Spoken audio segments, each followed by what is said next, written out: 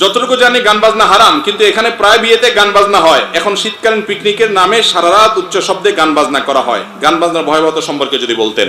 ভাইরা আমার, আমাদের দেশে কিছু কিছু অসভ্যতা আছে, অসভ্যতা, যে অসভ্যতাগুলোর ব্যাপারে আমাদের বেশিরভাগ মানুষের বিবেক জাগ্রত হয় না। তার মধ্যে থেকে একটা হলো ডেক সেটে বড় বড় আপনার বক্স এনে হাই ভলিউমে গান বাজানো হয় বিয়ে উপলক্ষে, পিকনিকের নাম দিয়ে, বিভিন্ন আনন্দ অনুষ্ঠানের নাম দিয়ে।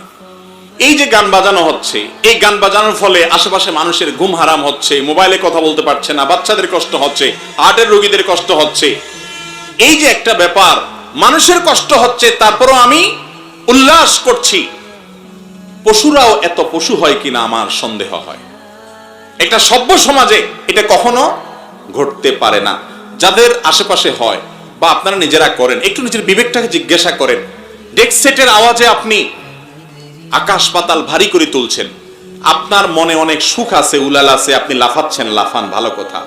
আপনার এই আওয়াজ যে আশেপাশে যাচ্ছে, সবাই কি আপনার সাথে উলাল করতেছে? কারোর মনে বেদনা থাকতে পারে না, কারোর মনে কষ্ট থাকতে পারে না? তাহলে সবার জীবনটাকে অতিষ্ঠ করে দেওয়া, অস্থির করে দেওয়া, মানুষকে এইভাবে কষ্ট দেওয়া, এটা কোনো সভ্য মানুষের কাজ হতে পারে?